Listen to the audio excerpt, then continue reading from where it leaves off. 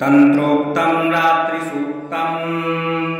ॐ विश्वेश्वरीं जगद्धात्रीं स्थितिसंहारकारिणीं निद्रां भगवतीं विष्णो रतुलां तेजसः प्रभुः।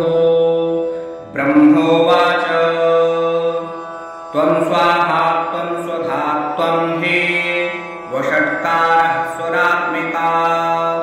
सुधा त्वमक्षरे नित्ये त्रिधा मात्रात्मिका स्थिता।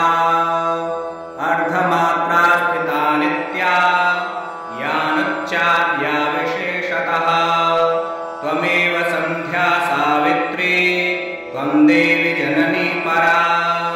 त्वयि तद्धार्यते विश्वं त्वयि तत्सृज्यते जगत्। त्वयि तत्पाल्यते देवी त्वमत्स्यन्ते च सर्वदा। विसृष्टौ सृष्टिरूपा त्वं स्थितिरूपा च पालने। तथा संहृतिरूपान्ते जगतोऽस्य जगन्मये।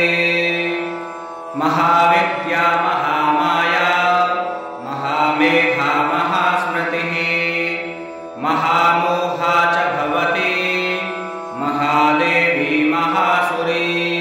प्रकृतिस्त्वं च सर्वस्य गुणत्रयविभाविनी। कालरात्रिर्महारात्रिर्मोहरात्रिश्च दारुणा। त्वं श्री त्वमीश्वरी त्वं ह्रीस्त्वं बुद्धिर्बोधलक्षणा। लज्जा पुष्टिस्तथा तुष्टिस्त्वं शान्तिः क्षान्तिरेव च। खड्गिनी शूलिनी घोरा गदिनी चक्रिणी तथा। शङ्खिनी चापिनी वाण भुषुण्डी परिधायुधा।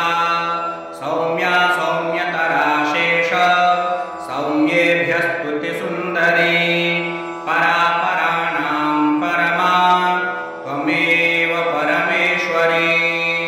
यच्च किञ्चित् क्वचिद्वस्तु सदसद्वाखिलात्मिके। तस्य सर्वस्य या शक्तिः सा त्वं किं स्तूयसे तदा। यया त्वया जगत्सृष्टा जगत्पात्यति यो जगत्। सोऽपि निद्रावशं नीतः कस्त्वां स्तोतुमिहेश्वरः। विष्णुः शरीरग्रहण महमीशान एव च। कारितास्ते यतोतस्त्वां कस्तोस्तुं शक्तिमान् भवेत्। सा त्वमित्थं प्रभावैः स्वैरुदारैर्देवि संस्तुता। मोहयैतौ दुराधर्षा वसुरौ मधुकैटभौ।